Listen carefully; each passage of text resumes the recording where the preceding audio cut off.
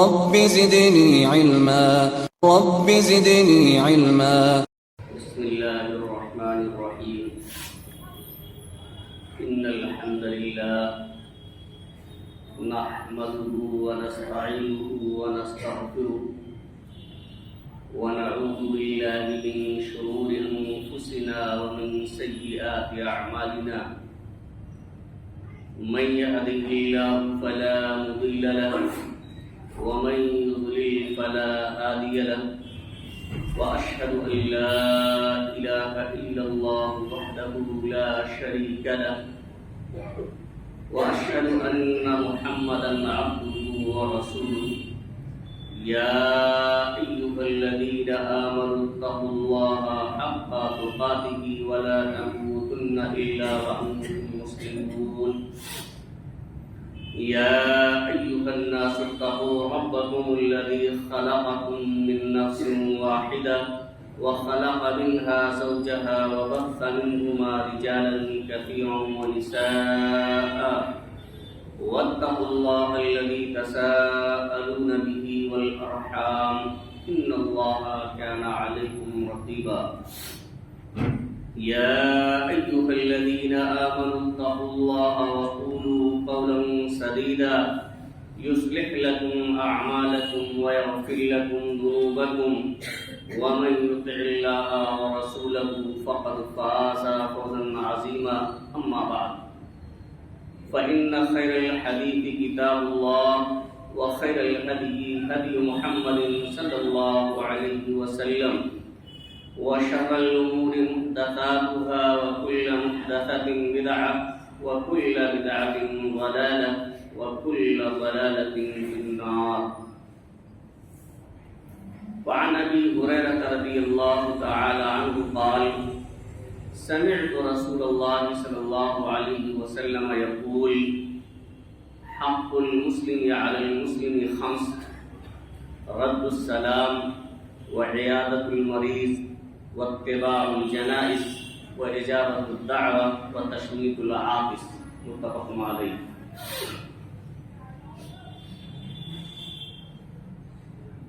معزز سامعین کرام،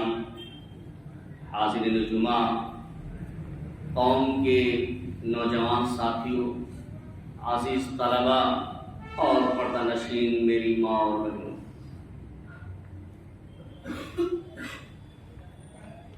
اللہ رب العالمین کے حمد و ثنا اور آخری نبی جناب محمد رسول اللہ صلی اللہ علیہ وسلم پر بے شمار درود و سلام کے بعد معلوم ہو کہ خطبہ مسنونہ کے بعد بخاری اور مسلم کی ایک حدیث جس کے راوی حضرت ابو ہریرہ رضی اللہ تعالی عنہ ہے، آپ حضرات کے سامنے پڑھی گئی ہے۔ اس حدیث شریف کے اندر اللہ کے رسول صلی اللہ علیہ وسلم نے مسلمانوں کے 5 حقوق کا تذکرہ کیا ہے، اور ان 5 میں سے 4 حقوق تو زندگی ہی میں ادا کیے جاتے ہیں، لیکن ایک حق جو ہے یہ انسان کی وفات کے بعد اس کے اس دار فانی سے کوچ کرنے کے بعد ادا کیا جاتا ہے۔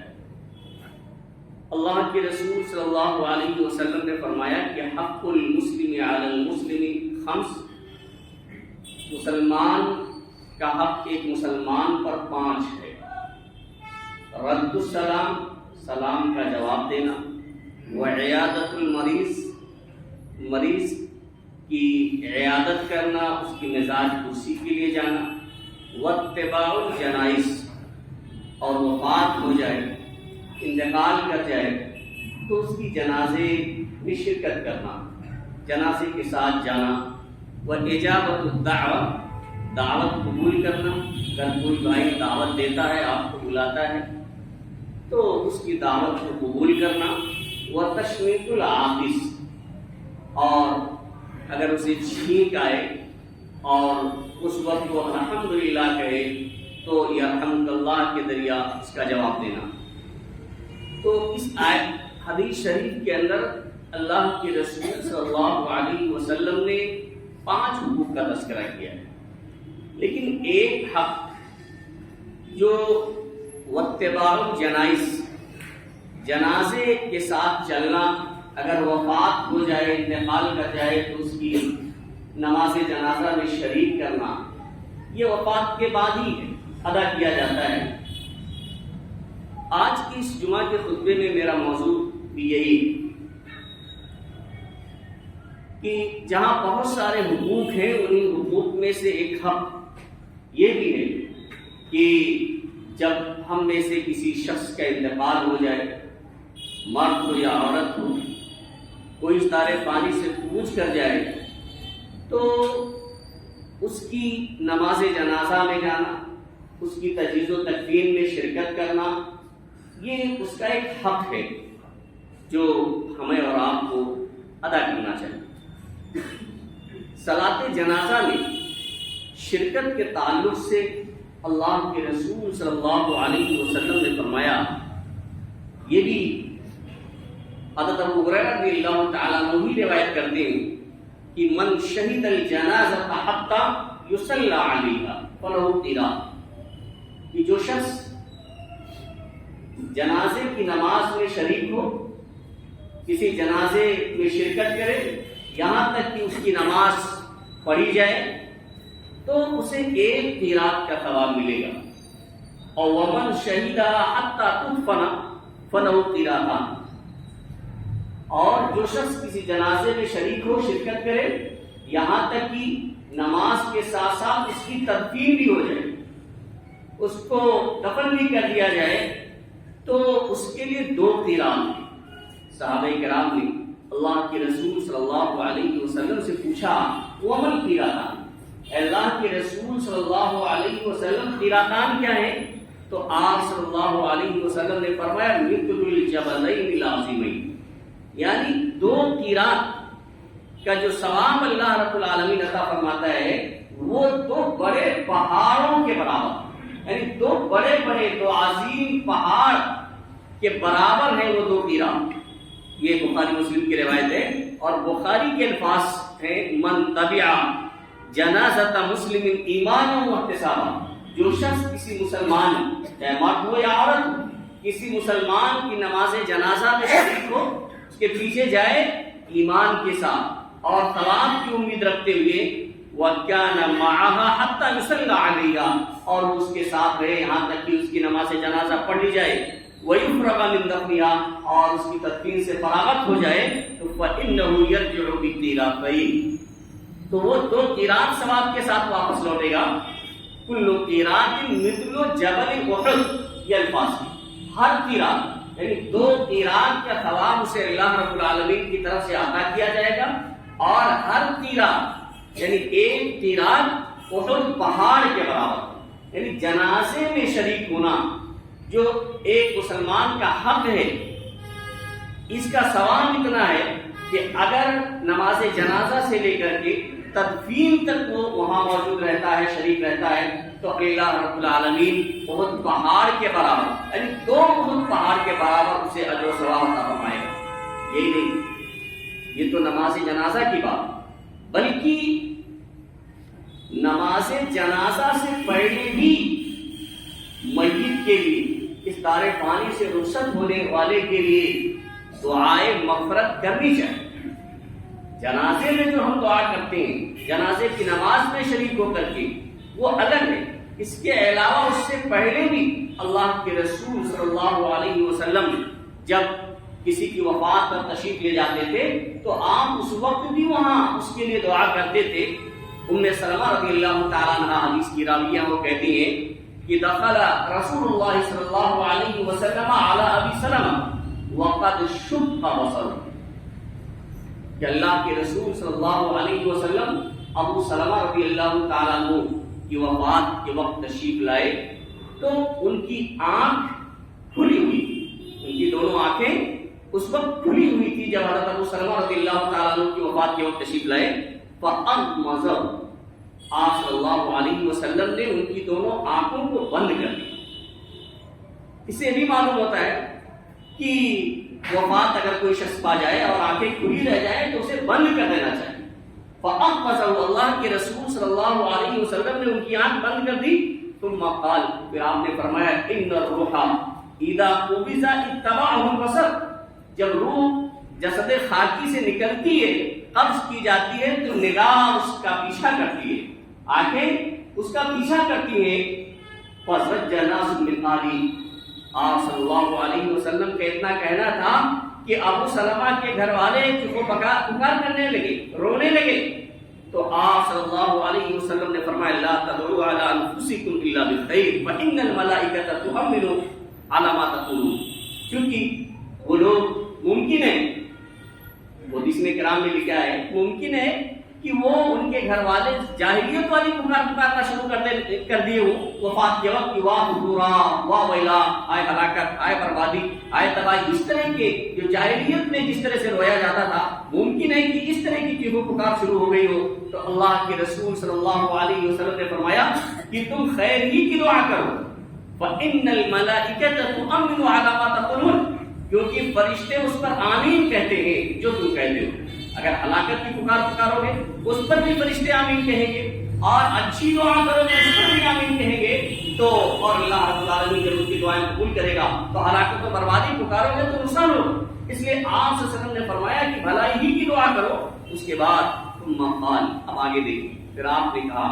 اللہم اغفر لأبی سلمہ، ابھی نماز جنازہ نہیں ہو رہی، اسی وقت اللہ کے رسول صلی اللہ علیہ وسلم نے ابو سلمہ رضی اللہ تعالیٰ عنہ کے لیے دعا کی کہ اللہ تو ابو سلمہ کی مغفرت فرما دے، وارفع درجتہ فی المہدیین، اور ہدایت یافتہ لوگوں میں ان کے مقام و مرتبہ کو بلند فرما دے، وافسح لہ فی قبرہ، ان کی قبر کو کشادہ فرما دے، ونور لہ فیہ، اور ان کی قبر کو منور کر دے، وَخْلُفُوا فِي عَقِبِهِ، اور ان کے جو پسماندگان ہیں، جو پیچھے رہ جانے والے لوگ ہیں، ان کا تو خود ان کی جگہ میں نائب ہو جا، ان کا قائم مقام ہو جا۔ یہ اللہ کے رسول صلی اللہ علیہ وسلم نے نماز جنازہ سے پہلے ہی جب ان کے گھر تشریف لے گئے تو آپ صلی اللہ علیہ وسلم نے ان کے لیے دعا کی۔ اس سے یہ معلوم ہوتا ہے کہ ایک شخص جو وفات پا جائے تو نماز جنازہ سے پہلے بھی اس کے لیے دعا کی جا سکتی ہے، جیسا کہ اللہ کے رسول صلی اللہ علیہ وسلم نے دعا کی۔ حاضرین گرامی، بھئی زندگی میں تو حقوق ادا ہی کرنا، اور زندگی میں لوگوں کے حقوق میں بڑی کوتاہیاں پائی جاتی ہیں۔ یہ مرنے والے کا آخری حق ہوتا ہے، دنیا سے رخصت ہو رہا ہوتا ہے، اور اس کا ایک آخری وقت یہ حق ہوتا ہے کہ ہم اس کی تجہیز و تکفین میں شریک ہوں، اس کے لیے خلوص للہیت کے ساتھ دعا ہوں۔ لیکن اس وقت بھی ہم کو صحیح طریقے سے یہ توفیق نہیں مل پاتی ہے کہ کما حق، دنیا میں تو ہم ادا کرنے سے قاصر رہے، لیکن آخری وقت میں جب اس کو اس حق کی زیادہ ضرورت بھی ہے اور دعا کی ضرورت ہے، خلوص کے ساتھ اللہ رب العالمین کے دربار میں جو ہے اس کے لیے دعا کرنے کی ضرورت ہوتی ہے، اس وقت بھی ہم اس کے اس حق کی ادائیگی نہیں کر پاتے۔ کیسے ادا کر پائیں گے؟ جب جس طریقے سے اللہ رب العالمین نے یا اللہ کے رسول صلی اللہ علیہ وسلم نے تجہیز و تکفین کا حکم دیا ہے، جس طرح سے اس کے لیے نماز جنازہ پڑھنے کا حکم دیا ہے، جس طرح سے دعا کرنے کا حکم دیا ہے، اس طریقے سے ہم کرتے ہی نہیں ہیں، اس اخلاص کے ساتھ کرتے ہی نہیں ہیں، سنت کے مطابق ہم یہ آخری نماز بھی اس کے لیے نہیں پڑھ پاتے ہیں، تو ظاہر سی بات ہے اس کی حق کیسے ادا ہو سکتی ہے؟ اس لیے مناسب ہے کہ مختصر سے وقت میں آپ اس کا طریقہ سمجھ لیں کہ جب کسی کی نماز جنازہ میں شریک ہوں تو کیسے نماز جنازہ پڑھی جائے۔ سب سے پہلی چیز، اگر امام ہے تو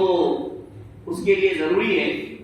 اور طریقہ یہی ہے، اللہ کے رسول کا طریقہ یہ تھا کہ آپ صلی اللہ علیہ وسلم میت اگر عورت ہوتی تو آپ اس کے درمیان میں کھڑے ہو جاتے تھے، اسی طرح اگر مرد ہوتا تھا تو اس کے سر کے پاس کھڑے ہو جاتے تھے۔ یہ اللہ کے رسول صلی اللہ علیہ وسلم کا طریقہ تھا۔ سمرہ بن جندب رضی اللہ تعالیٰ عنہ حدیث کے راوی یہ کہتے ہیں کہ صلیت وراء النبی صلی اللہ علیہ وسلم علی امرأة ماتت فی نفاسها فقام وسطها، یہ بخاری مسلم کی روایت ہے۔ سمرہ بن جندب کہتے ہیں کہ میں نے اللہ کے رسول صلی اللہ علیہ وسلم کے پیچھے ایک عورت کی نماز جنازہ پڑھی جس کی وفات نفاس کی وجہ سے ہو گئی تھی، یعنی بچے کی ولادت کی وجہ سے ایام نفاس میں اس کی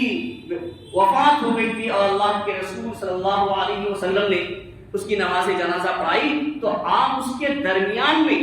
بیچ میں اس میت کے بیچ میں آپ صلی اللہ علیہ وسلم کھڑے ہوئے. تو اس سے معلوم ہوتا ہے کہ اگر میت عورت ہے تو بیچ میں امام کو کھڑے ہو جانا چاہیے. اور ایک دوسری روایت ہے جس میں نافع کہتے ہیں شہید تو انس بن مالک صلی علی جنازۃ فقام عند راسی، میں انس بن مالک کے پیچھے ایک جنازے میں شریک ہوا تو وہ اور وہ جنازہ مرد کا تھا تو وہ اس کے سر کے پاس کھڑے ہوئے. یہ دونوں حدیثیں جب آپ سامنے رکھیں تو اس سے پتہ چلتا ہے کہ اگر میت ہے تو امام کو اس کے میت اگر عورت ہے تو امام کو بیچ میں کھڑے ہونا چاہیے، اور اگر عورت مرد ہے تو سر کے پاس کھڑا ہونا چاہیے. اسی طرح سے پہلی تکبیر کے بعد سورہ فاتحہ کی تلاوت کی جانی چاہیے. دیکھیں بہت سے لوگ سورہ فاتحہ سرے سے پڑھتے ہی نہیں اور اس کی جگہ پہ دعائے ثنا یا اور پتہ نہیں کون سی دعا پڑھ دیتے ہیں جس کا ثبوت ہی نہیں. جو ثبوت ہے وہ اس کا کہ پہلی تکبیر کے بعد دعائے ثنا نہیں پڑھی جائے گی، اس میں سورہ فاتحہ کی تلاوت کی جانی چاہیے. حضرت طلحہ بن عبید اللہ بن عوف رضی اللہ تعالیٰ عنہ سے روایت وہ کہتے ہیں صلیت خلف ابن عباس علی جنازہ فقرأ فاتحۃ الکتاب فقال لتعلموا انها سنہ. یہاں ایک چیز تو یہ معلوم ہوتی ہے کہ سورہ فاتحہ کی تلاوت کی جائے گی، اور دوسری بات یہ کہ سورہ فاتحہ یعنی تلاوت آپ اگر بلند آواز سے کریں تب بھی جائز ہے. کیا کہتے ہیں طلحہ بن عبید اللہ رضی اللہ تعالیٰ عنہ کہتے ہیں کہ میں نے ابن عباس رضی اللہ تعالیٰ عنہ کے پیچھے نماز جنازہ پڑھی تو انہوں نے سورہ فاتحہ کی تلاوت کی. فقال اور کہا لتعلموا انها سنہ، یعنی جو بلند آواز سے میں نے سورہ فاتحہ کی تلاوت کی ہے تاکہ تم لوگ جان لو کہ یہ اللہ کے رسول صلی اللہ علیہ وسلم کا طریقہ ہے. یہ سنت فرض کے مقابل میں نہیں بولا بلکہ تاکہ جان لو کہ یہ نبی صلی اللہ علیہ وسلم کا طریقہ ہے، یعنی آپ صلی اللہ علیہ وسلم ایسے ہی پڑھا کرتے تھے. تو اس سے یہ معلوم ہوتا ہے کہ بلند آواز سے بھی پڑھ سکتے ہیں، اگر پڑھنا چاہے کوئی شخص تو بلند آواز سے بھی پڑھ سکتا ہے، لیکن سورہ فاتحہ پڑھنا چاہیے پہلی تکبیر کے بعد. بلکہ اگر کوئی دوسری سورت بھی آپ ملانا چاہیں یا کوئی دوسری آیتیں بھی پڑھنا چاہیں تو اختصار کے ساتھ پڑھ سکتے ہیں، اس کا بھی ثبوت ہے. اور پھر دوسری تکبیر کے بعد درود شریف پڑھی جائے گی، دوسری تکبیر کے بعد درود شریف، اور تیسری تکبیر کے بعد آپ میت کے لیے دعا کریں گے. تیسری تکبیر کے بعد دعائیں مختلف ہیں، اللہم اغفر لحینا و میتنا و شاہدنا و غائبنا و صغیرنا و کبیرنا، یہ بھی ایک دعا ہے، اور بھی دعائیں. لیکن ایک دعا میں اب بڑی جامع اللہ کے رسول صلی اللہ علیہ وسلم نے دعا کی ہے، وہ دعا میں آپ کے سامنے ذکر کر دیتا ہوں اختصار کے ساتھ. راوی حدیث عوف بن مالک رضی اللہ تعالیٰ عنہ ہے، مسلم شریف میں یہ حدیث موجود ہے، 963 نمبر یہ حدیث. وہ کہتے ہیں کہ صلی رسول اللہ صلی اللہ علیہ وسلم علی جنازۃ فحفظت من دعائی وهو یقول، کہتے ہیں کہ اللہ کے رسول صلی اللہ علیہ وسلم نے جنازے کی نماز پڑھائی اور آپ اس طرح سے دعا کر رہے تھے، میں نے آپ کی دعا سے اسے یاد کر لیا. آپ نے جو دعا کی میں نے یاد کر لیا، آپ نے دعا کیا کی تھی. بڑی جامع دعا اللہ کے رسول صلی اللہ علیہ وسلم نے ان کے لیے کی. اللہم اغفر لہم، اللہ تو ان کے گناہوں کو بخش دے، یعنی اس پہ پردہ ڈال دے. وارحمہ، ان پر رحم فرما. وعافی، انہیں عافیت کے ساتھ رکھ. واعف عنہ، اور انہیں معاف کر دے، یعنی ان کے گناہوں پر آگے دعا کی کہ پردہ ڈال دے، مغفرت کر دے، بخشش کر دے. اور یہاں آگے چل کر کے اللہ کے رسول صلی اللہ علیہ وسلم نے فرمایا کہ واعف عنہ، سرے سے ان کے گناہوں کو تم مٹا دے. واکرم نزلہ،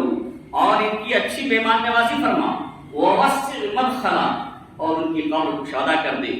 واغسلہ بالماء والثلج والبرد، اور ان کو ان کے گناہوں کو پانی سے، برف سے اور اونوں سے دھو دے. وَنَقِّهِ مِنَ الْخَطَايَا كَمَا نَقَّيْتَ الثَّوْبَ الْأَبْيَضَ مِنَ الدَّنَسِ، اور انہیں گناہوں سے اس طرح سے تو پاک صاف کر دے جیسے سفید کپڑا میل کچیل سے تو صاف کر دیتا ہے، یا جس طرح سے صاف کیا جاتا ہے میل کچیل سے سفید کپڑا، ایسے تو گناہوں سے پاک صاف کر دے۔ وَأَبْدِلْهُ دَارًا خَيْرًا مِنْ دَارِهِ، اللہ تو ان کے اس گھر سے ان کو بہتر گھر عطا فرما، وَآلًا خَيْرًا مِنْ أَهْلِهِ، اور ان کے گھر والوں سے بہتر گھر والے عطا فرما، وَزَوْجًا خَيْرًا مِنْ زَوْجِهِ، اور اس سے بہتر جوڑا عطا فرما، وَأَدْخِلْهُ الْجَنَّةَ، انہیں جنت میں داخل فرما، وَأَعِذْهُ مِنْ عَذَابِ الْقَبْرِ وَمِنْ عَذَابِ النَّارِ، اور کہا انہیں قبر کے عذاب سے اور جہنم کے عذاب سے تو بچا لے۔ یعنی یہ دعا بڑی جامع انداز میں اللہ کے رسول صلی اللہ علیہ وسلم نے جب کی تو راوی حدیث کیا کہتے ہیں؟ قال حتی تمنیت ان اکون ذلک المیت، اور بن مالک رضی اللہ تعالیٰ عنہ کہتے ہیں کہ اللہ کے رسول صلی اللہ علیہ وسلم نے یہ دعا کی اور میں نے یاد کر لیا، جب میں نے یہ دعا سنی آپ صلی اللہ علیہ وسلم سے تو میں نے یہ تمنا اور خواہش کی کہ کاش کہ میں ہی یہ میت ہوتا، آج ان کی جگہ پہ میری ہی وفات ہو گئی ہوتی، اور اللہ کے رسول صلی اللہ علیہ وسلم اپنی زبان مبارک سے میرے لیے دعا کیے ہوتے تھے، یہ میں نے تمنا کی۔ حاضرین گرامی، اس کے بعد چوتھی تکبیر کے بعد کہہ کر کے سلام پھیر دیا جائے گا۔ اب سلام اکثر علماء تو اسی بات کے قائل ہیں کہ ایک طرف سلام پھیرا جائے گا، اور تو ایک طرف بھی سلام پھیر سکتے ہیں اور دوسری طرف بھی سلام پھیرنا جائز ہے، تو اگر کوئی ایک ہی طرف پھیرتا ہے تو بھی کوئی حرج نہیں، اور کوئی دونوں طرف پھیرتا ہے تو یہ بھی جائز ہے کہ سلسلے میں وسعت ہے۔ تو حاضرین گرامی، ایک چیز یہاں آپ دیکھیں کہ اتنی لمبی آپ صلی اللہ علیہ وسلم نے دعا کی، سورہ فاتحہ کی تلاوت کی ہے، درود شریف پڑھی ہے، اب آپ غور کریں کہ ہم تو سیکنڈوں میں ختم کر دیتے ہیں، اور اسی جگہوں پر شریک ہونے کا موقع ہوتا ہے تو میت کا آخری وقت ہے، اس کے لیے اتنا اہتمام کے ساتھ اب شاید آپ دعا نہیں کر پائیں گے میت کے لیے، ایک خاص موقع ہے اس کے لیے، اور اللہ کے رسول صلی اللہ علیہ وسلم کی ہدایت ہے، لیکن ایک دو منٹ کے اندر اتنی تیزی کے ساتھ کیا پڑھتے ہیں کیا نہیں پڑھتے ہیں یہ پڑھنے والا ہی جانتا ہے۔ بتائیے سنت کے مطابق ہماری نماز جنازہ ہو پاتی ہے؟ کیوں پڑھتے ہیں؟ بالکل نہیں ہو پاتی۔ تو یہ آخری حق ہے میت کا، یہ ضروری ہے کہ جب ہم جنازے کی نماز میں شریک ہوں تو اس کے حق کو صحیح طریقے سے ادا کریں۔ اللہ کے رسول صلی اللہ علیہ وسلم نے تو فرمایا کہ اذا صلیتم علی المیت فاخلصوا له الدعاء، جب تم کسی میت کی نماز جنازہ میں شریک ہو، اس کی نماز پڑھو تو فاخلصوا له الدعاء، تو اس کے لیے تم خلوص کے ساتھ دعا کرو، یعنی للہیت ہو، خشیت ہو، اخلاص کے ساتھ اس کے لیے دعا کرنا ہے۔ اب آپ سیکنڈوں میں ہم پڑھ کے ختم کر دیتے ہیں تو زبان سے ہی نہیں ادا کر پاتے ہیں، دل تک تو پہنچنے کی دور کی بات ہے کہ ہم اخلاص کے ساتھ اس میت کے لیے دعا کر رہے ہیں، جبکہ اللہ کے رسول صلی اللہ علیہ وسلم نے فرمایا کہ اس کے لیے خلوص کے ساتھ، للہیت کے ساتھ، اخلاص کے ساتھ آپ دعا کیجیے۔ اور اگر اللہ کے رسول صلی اللہ علیہ وسلم نے یہاں تک فرمایا کہ ما بالرجل يموت فيقوم على جنازته 40 رجلا لا يشركون بالله شيئا الا شفعهم الله فيه، مسلم شریف کی روایت ہے۔ اس کے راوی ابن عباس رضی اللہ تعالیٰ عنہ نے کہ اگر کسی مسلمان آدمی کی نماز جنازہ میں 40 ایسے لوگ شریک ہوتے ہیں جو اللہ رب العالمین کے ساتھ شرک نہیں کرتے، وہ لوگ اگر اس کے لیے شفاعت کرتے اخلاص کے ساتھ، دلائیت کے ساتھ، اپنے بھائی کے لیے یا اپنے اس بہن کے لیے جو اس تارے پانی سے پوچھ کر گئی ہے، اگر وہ دعا کرتے ہیں، شرط یہ ہے کہ اخلاص کے ساتھ کر رہے ہوں اور وہ شرک کرنے والے نہ ہوں، تو اللہ رب العالمین اس کے حق میں کرنے والوں کی دعاؤں کو اللہ رب العالمین قبول فرما لے گا، یعنی ان کی شفاعت کو قبول فرمائے گا۔ حاضرین گرامی، بلکہ دفن کرنے کے بعد بھی، یعنی نماز جنازہ میں دعا، اس سے پہلے بھی دعا کرنا ثابت، اور تدفین کے بعد، دفن کرنے کے بعد ہم لوگ فوراً باتوں میں مشغول ہو جاتے ہیں یا اپنے گھروں کو چلے جاتے ہیں، اور جن چیزوں کے بارے میں ثبوت نہیں ہے وہ تمام چیزیں کی جاتی ہیں تدفین کے وقت، کہ اگر بتی لے آئیے، سورہ فاتحہ کی تلاوت ہو جائے، اذان ہو جائے، پتہ نہیں نہ جانے جن کا شریعت سے کوئی تعلق نہیں، وہ تمام چیزیں ضرور کی جائیں گی خصوصیت کے ساتھ مرد بھی کرتے ہیں. اگر بھول بھی جائیں تو عورتوں کی خاص ہدایت ہوا کرتی ہے گھروں سے کہ یہ کرنا ہے وہ کرنا ہے، جس کا کوئی ثبوت نہیں ہے. لیکن جس چیز کا ثبوت ہے کہ تدفین کے بعد آپ اخلاص کے ساتھ اپنے بھائی کے لیے، چونکہ آپ لوٹ کے جائیں گے اور اس وقت جو ہے سوال جواب کرنے والے فرشتے منکر نکیر حاضر ہو جائیں گے، اس سے سوال و جواب کریں گے. اس موقع پر اللہ کے رسول صلی اللہ علیہ وسلم نے خاص طور سے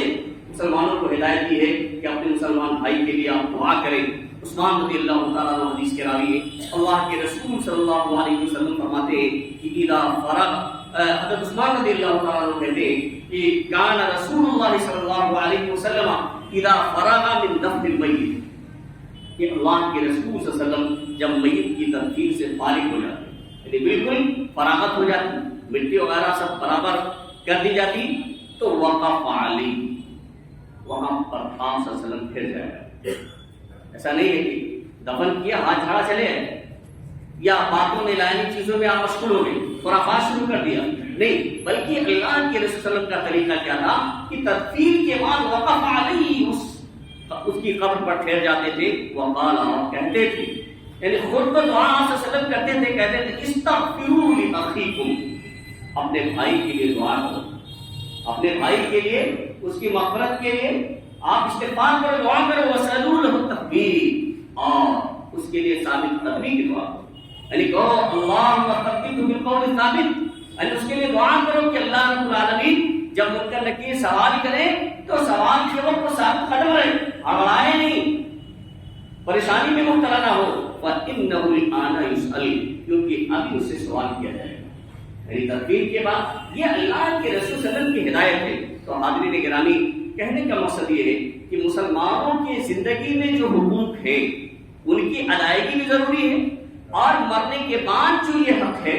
کہ ہم اس کے جنازے میں شریک ہوں، تدفین میں شریک ہوں، اور اس کے لیے بھلائی کی دعا کریں، گناہوں کی مغفرت کی دعا کریں، درجات کی بلندی کے لیے دعا کریں. یہ جو آخری حق ہے اس کی ادائیگی میں بھی ہمیں اور آپ کو اخلاص کے ساتھ کام لینا چاہیے، اور سنت کے مطابق جس طرح سے اللہ کے رسول صلی اللہ علیہ وسلم نے حکم دیا ہے، اور جس طرح سے اللہ کے رسول نے کیا ہے، صحابہ کرام نے جس طرح سے حقوق ادا کیے ہیں، اسی طرح سے ہم ادا کریں. اللہ رب العالمین سے دعا ہے کہ الہ العالمین ہمیں اپنے تمام مسلمان بھائیوں کے حقوق کی ادائیگی کی توفیق عطا فرمائے. الہ العالمین ہمیں جو پریشان حال ہیں ان کی پریشانیوں کو دور فرما دے. جو لوگ بیمار ہیں انہیں شفائے کامل و عاجل عطا فرما. جو لوگ مقروض ہیں انہیں قرض کی ادائیگی کی توفیق عطا فرما. بارک اللہ لنا ولکم فی القرآن العظیم ونفعنا وإیاکم بالآیات والذکر الحکیم. انہ تعالی جواد کریم ورحیم ورحیم.